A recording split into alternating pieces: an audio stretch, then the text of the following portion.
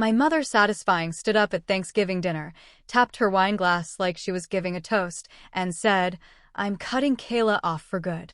23 family members went silent.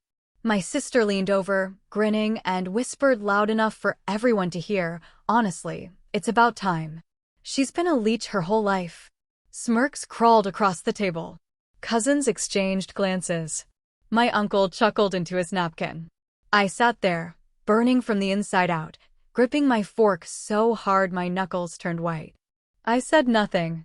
Not a single word. Then my mother's phone buzzed against the tablecloth. The screen lit up, and everyone close enough could read the caller ID.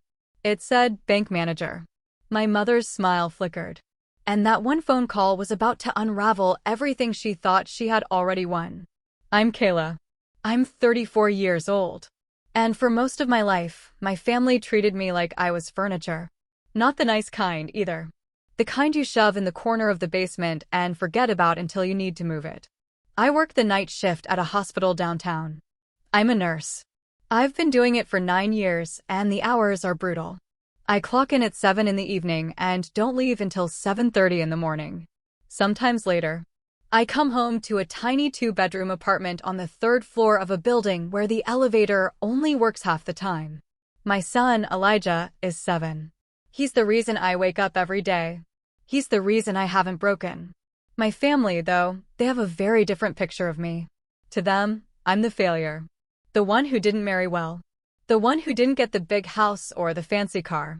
My older sister, Renee, married a real estate developer. My mother has always orbited around Renee like she's the sun. Renee's house has 5 bedrooms. Renee drives a white Range Rover. Renee throws parties where people wear cocktail dresses and talk about investments. And then there's me. The single mom in scrubs who smells like hospital soap and reheated coffee. My family never asked how I was doing. They never asked about Elijah's school or whether I needed help. They just made assumptions. They assumed I was broke. They assumed I was desperate. They assumed I would always need them more than they needed me. But here's the thing. I wasn't rich or loud. I didn't have a big house or a husband with connections. But I had something they never expected. I had patience. And I had information. 2 years before that Thanksgiving dinner, my grandmother pulled me aside in her kitchen. She was already sick then. Her hands shook when she held her tea. She looked at me with those sharp, clear eyes of hers and told me something I will never forget. She said, "Kayla, you're the only one in this family I trust with what matters." She told me about a safe deposit box at First Heritage Bank. She told me what was inside it. And she told me not to tell anyone. Not my mother. Not Renee. Nobody. So I didn't. For 2 full years, I kept that secret locked in my chest like a second heartbeat. I went to work. I raised my son. I ate dinner alone most nights. And every evening, after Elijah fell asleep, I sat at my kitchen table with a cup of tea, and I did something nobody in my family would ever guess. I organized. I documented. I gathered every piece of evidence I could find. Bank statements. Text messages. Screenshots.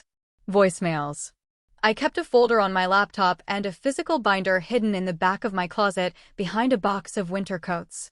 I wasn't loud about it. I wasn't dramatic. I just paid attention. And I waited. Because I knew one day they would push too far. And when they did, I would be ready. There is a quiet kind of pride that nobody talks about. It doesn't come from money or status. It comes from knowing you did the hard thing every single day without anyone clapping for you. That's the pride I carried. Now, before I go on, I want to talk to you for a second. If you've ever been the one your family underestimates, if you've ever been called the disappointment, the burden, the one who didn't measure up, if you've been the quiet one that nobody bets on, then this story is for you. Hit subscribe right now if you know what that feels like. Drop a heart on this video. Leave a comment telling me you're here. Because the quiet ones? We always have the last word. Now let me take you back to that Thanksgiving table and tell you exactly what happened. The dinner was at my mother's house. She lives in a 4-bedroom colonial in the suburbs, the kind of house with a wraparound porch and seasonal wreaths on the front door. Inside, the dining room table was set for 24 people. Real silverware. Cloth napkins folded into little triangles. 3 kinds of pie lined up on the kitchen counter. The whole house smelled like roasted turkey and cinnamon candles. It looked perfect. It always did. My mother was excellent at looking perfect.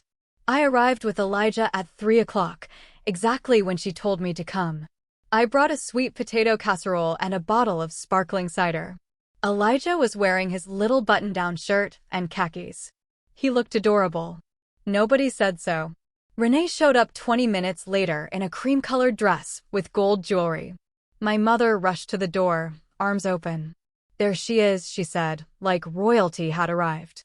Renee's husband, Derek, walked in behind her carrying a bottle of wine that probably cost more than my grocery bill for the week. Everyone gathered. Everyone sat. My mother stood at the head of the table, and she tapped her glass. Everyone went quiet. I expected the usual speech. The thankfulness. The blessings. What I got instead was a public execution. "I want to say something important this year," my mother began. Her voice was steady, rehearsed almost. "As this family moves forward, I've had to make some hard decisions. Decisions about who I invest my time and energy in." She looked around the room, making eye contact with everyone. Everyone except me. "I've decided to officially cut Kayla off. From everything. Financially. Personally. From the family accounts. From the safe deposit box. From all of it." The silence that followed was thick and suffocating. I could hear the ice shifting in someone's water glass. I could hear a cousin clear her throat. Elijah tugged on my sleeve and whispered, "Mama, what does that mean?" I didn't answer him. I couldn't. Renee leaned forward and added her own blade. "Mom, honestly, you should have done this years ago. Kayla hasn't contributed anything to this family. She just takes. She always has." A few people nodded.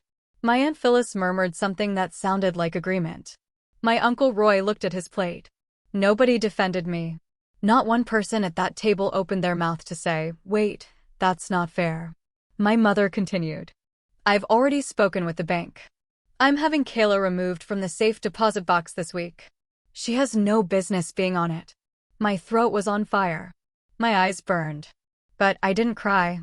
I had trained myself a long time ago not to cry in front of these people. I sat perfectly still, my hand resting on Elijah's knee under the table, and I breathed. In through the nose. Out through the mouth. Just like I tell my patients when they're in pain. Then the phone rang. My mother's phone, sitting right next to her plate, buzzed and lit up. The name on the screen was clear. Bank manager. She frowned. She picked it up and stepped away from the table, but the dining room was open plan, and we could all hear her side of the conversation. "Yes, this is Linda." "Yes. What do you mean there's a hold?" "No, I submitted those forms last week." "What do you mean someone flagged it?" Her voice changed. It got tight. Thin. Like a wire about to snap. "I don't understand. I have full authority over that box. I'm the primary account holder." She paused. She listened. Her face shifted from confused to something I recognized. Fear. She hung up without saying goodbye. She came back to the table and sat down. She didn't look at anyone. She picked up her fork. And the entire room stayed silent, watching her, waiting for an explanation she clearly was not going to give. But I didn't need an explanation. I already knew what that call was about. Because I was the one who had flagged it. The next 3 months were the worst of my life. Not because of anything I did, but because of what my mother and Renee did to me in retaliation for that phone call. Betrayal number 1 came 7 days after Thanksgiving. I went to pay my rent online and the payment bounced. Insufficient funds. I stared at the screen in confusion because I knew I had enough money in my account. I had budgeted carefully. I always budgeted carefully. I called the bank the next morning. The representative told me that the joint checking account I shared with my mother had been frozen. Frozen by whom? I asked. By the other account holder, the representative said. A freeze request was submitted on November 29th. November 29th. That was 3 days after Thanksgiving. My mother had walked into the bank and frozen our joint account without telling me. Every dollar I had saved was locked. My rent bounced. My landlord called me twice. I had to beg my neighbor, Mrs. Patterson, to watch Elijah while I picked up an extra shift to cover the late fee. I ate peanut butter sandwiches for a week. I didn't call my mother. I didn't text her. I just wrote it down. Date, time, details. And I added it to the binder. Betrayal number 2 came 2 weeks later. Renee posted something on social media. It was a photo of herself at brunch with 3 of our cousins. The caption read, "So blessed to be surrounded by family who actually shows up and contributes. Not everyone deserves a seat at the table. Some people are just takers dressed up in scrubs." She didn't say my name. She didn't have to. Within hours, the post had over 200 likes. Comments poured in. Some from family members. Some from complete strangers. People I had never met were calling me ungrateful. Calling me a burden. My coworker Sarah showed me the post during our break. She found it because one of our mutual friends had shared it. "Is this about you?" Sarah asked quietly. I looked at the screen. I read every word. I screenshot the post, the comments, and the shares. Then I put my phone back in my locker and went back to work.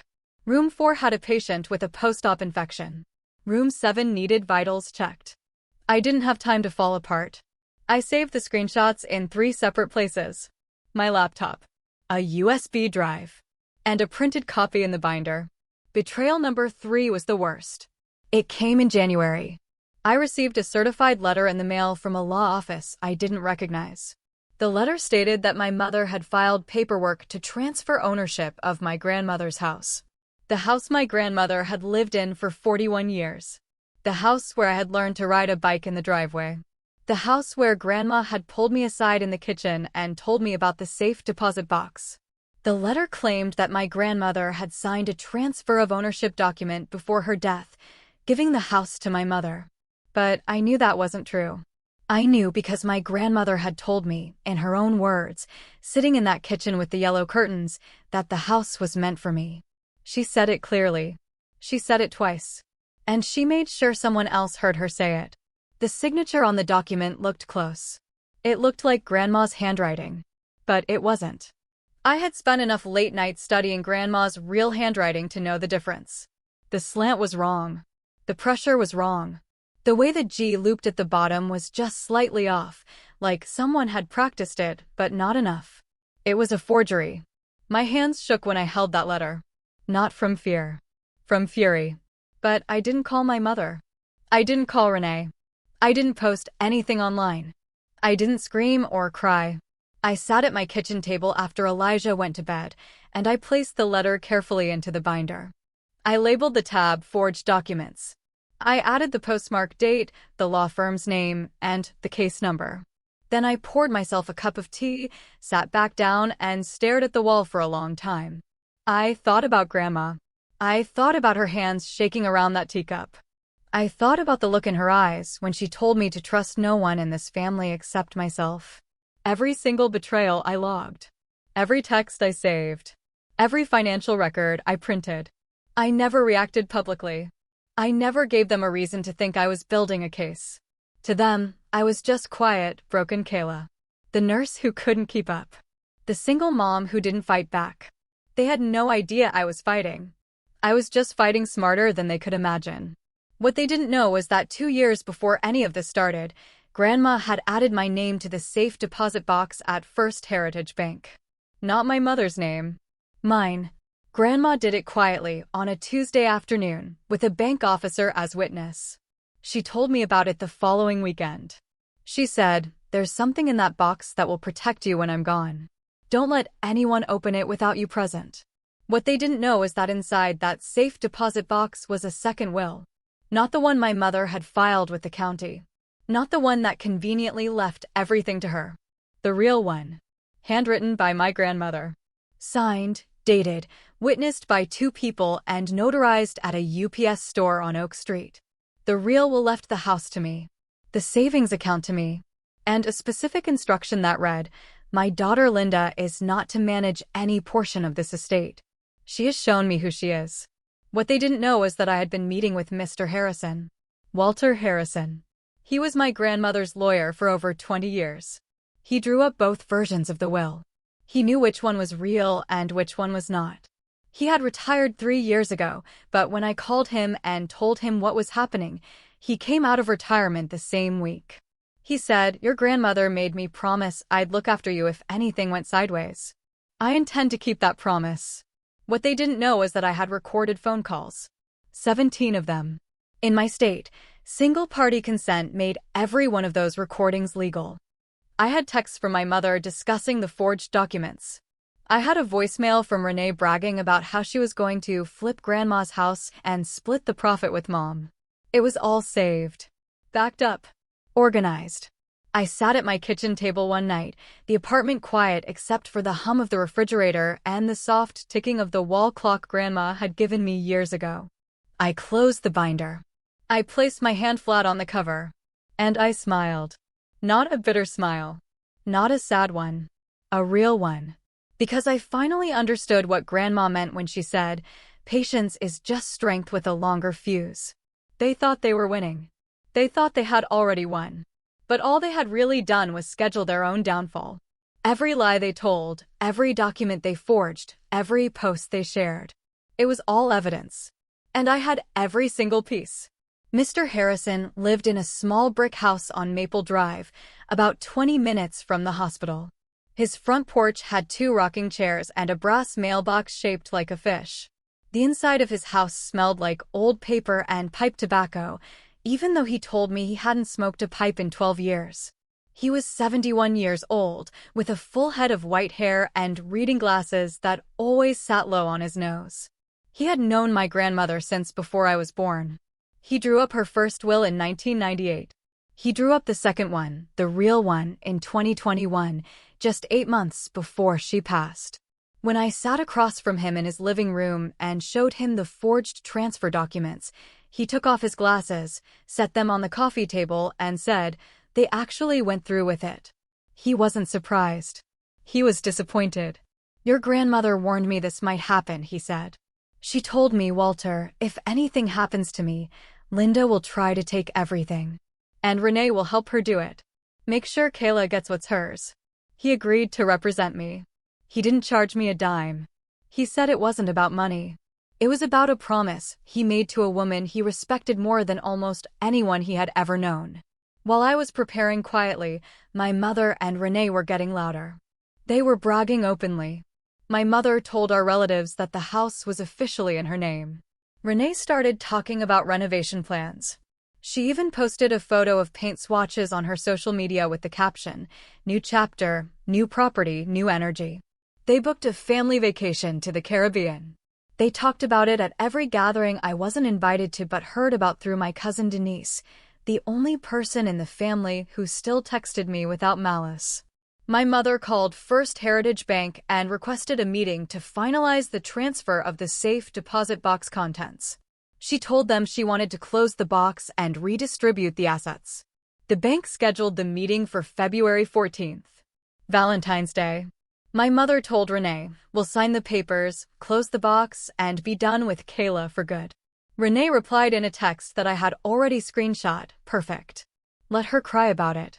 They had no idea what was waiting for them in that room. The meeting was scheduled for 10 in the morning.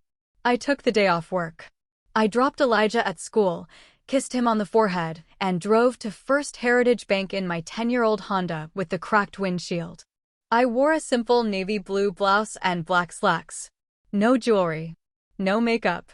I carried a plain brown folder and a black tote bag. Inside the tote was the binder. When I walked into the bank, my mother and Renee were already seated in the conference room. It was a glass-walled room near the back of the building, with a long table, leather chairs, and a flat screen mounted on the wall. My mother wore a red blazer. Renee had on a white dress with heels. They looked like they were dressed for a celebration. My mother barely looked at me. "Sit down, Kayla. Let's get this over with." Renee didn't look at me at all. She was scrolling through her phone, already bored. Derek wasn't there. He had, according to Renee, better things to do. On the table in front of my mother was a stack of documents. Transfer papers. Signature pages. Everything pre-filled, predated, ready to go. All they needed was my signature to relinquish my claim to the safe deposit box. My mother slid a pen toward me. "Just sign. You don't need to read it." It's straightforward. I picked up the pen. I looked at it. I set it back down. I think I'll wait, I said. My mother's jaw tightened. Wait for what? The conference room door opened. Mr. Harrison walked in first. He was wearing a charcoal suit and carrying a leather briefcase. Behind him came the bank manager, a woman named Mrs. Okafor. She was carrying a metal lockbox and a manila envelope. My mother stood up. Who is this? What is going on? Mr. Harrison sat down across from her. He placed his briefcase on the table, opened it, and removed a thick folder. Good morning, Linda. My name is Walter Harrison. I was your mother's attorney for over 2 decades. And I'm here today on behalf of your daughter Kayla, who is the rightful co-holder of this safe deposit box. My mother's face lost all color. Renee looked up from her phone for the first time. Mrs. Okafor placed the metal lockbox on the table. As per bank policy, the box cannot be opened or its contents transferred without both named parties present. Kayla is the second named party. Not you, Linda. Your mother removed your name in 2021 and added Kayla's. That's a lie, my mother said. Her voice was sharp, but it cracked at the edges. Mrs. Okafor opened the manila envelope and placed the original authorization card on the table. 2 signatures. My grandmother's. And mine. Dated March 2021. Witnessed by a bank officer whose name and employee ID were printed at the bottom. Mr. Harrison nodded to Mrs. Okafor. She unlocked the box. Inside were 3 items. A sealed white envelope, a notarized document in a clear plastic sleeve, and a small velvet pouch. Mr. Harrison opened the sealed envelope first. Inside was my grandmother's handwritten will. The real one. He read the key passages aloud. The house was left to me. The savings account was left to me. A specific paragraph stated that my mother was to receive nothing from the estate due to, and I'm quoting directly, a lifetime of manipulation, dishonesty, and financial exploitation that I no longer have the energy to fight. Renee's mouth fell open. My mother gripped the edge of the table. Mr. Harrison then opened the notarized document. It was a forensic comparison he had commissioned, comparing my grandmother's real signature with the signature on the forged transfer papers my mother had filed. The report concluded, with 98% certainty, that the signature on the transfer documents was not my grandmother's. It was a forgery. Filing forged documents to transfer property ownership is a felony, Mr. Harrison said calmly. He didn't raise his voice. He didn't need to. I have already submitted this report to the district attorney's office. An investigation is underway. My mother's hands were shaking. Renee's face had gone from white to red and back to white again. Neither of them spoke. I sat perfectly still. I didn't gloat. I didn't smile. I just watched them experience, for the first time in their lives, the weight of a consequence they couldn't charm or bully their way out of. Mrs. Okafor placed the velvet pouch in front of me. Inside was my grandmother's wedding ring. A simple gold band with a tiny diamond. Grandma had told me about it once. She said, "It's not worth much money, but it's worth everything to me. I want you to have it." I held it in my palm. I closed my fingers around it. And for the first time that day, my eyes burned. But I still didn't cry. Not in front of them. 2 weeks later, the court officially recognized my grandmother's real will. The forged documents were thrown out. The house was transferred into my name. Every single penny my mother had tried to redirect was frozen pending the fraud investigation. Renee's husband, Derek, quietly hired his own lawyer. Not to help Renee fight the case, but to start separating his finances from hers before the investigation could touch him. The family vacation was canceled. I moved into Grandma's house in March. Elijah picked the bedroom with the window that faced the backyard. He said it was because he could see the big oak tree from his bed. I didn't tell him that the same tree was where Grandma used to hang a tire swing for me when I was his age. The house needed work. The kitchen faucet dripped. The porch steps creaked. The paint in the hallway was peeling. But it smelled like her. Faintly. Lavender and something warm I could never name. I kept the yellow curtains in the kitchen. My mother came to the house once. She stood in the driveway and didn't come to the door. She just stood there, next to her car, crying. I watched her from the kitchen window. I could see her shoulders shaking. Part of me, a small, old, tired part, wanted to go outside and say something. But I didn't. Because every time I had opened that door before, every time I had let her back in, she had used it against me. So I turned away from the window. I made Elijah's lunch. And I let her stand there until she drove away on her own. I requested a transfer to the day shift at the hospital. My supervisor approved it within a week. I started working 7 to 3. I was home every afternoon when Elijah got off the school bus. I cooked dinner in Grandma's kitchen. I helped him with homework at the table where Grandma used to help me. Some nights, after he went to sleep, I sat on the porch with a cup of tea and listened to the crickets. No binder. No evidence folders. No screenshots. Just quiet. The kind of quiet that doesn't come from having nothing. It comes from finally having enough. I used to think strength was loud. I used to think you had to fight with fists and fire to prove you mattered. But the truth is, the strongest thing I ever did was stay quiet, stay steady, and wait for the truth to speak for itself. My grandmother knew that. That's why she trusted me. Not because I was the loudest. Not because I was the richest. But because I was the one who would do the right thing, even when it was slow, even when it hurt, even when nobody was watching. Now I want to talk to you. If someone in your family tried to steal what was yours, if they forged your name, took your money, cut you out of what you were owed, I want to hear about it. Tell me in the comments exactly what they took from you. Not because I'm curious. Because your story matters. And the more of us who speak up, the harder it becomes for people like my mother and Renee to hide behind family loyalty and silence. If this story hit close to home, subscribe to this channel. Share this video with someone who is going through the same fight right now. Drop a comment and tell me your story. And if you know someone who needs to hear this today, click that share button. Sometimes one story is all it takes to remind someone they're not alone and they're not crazy for standing their ground.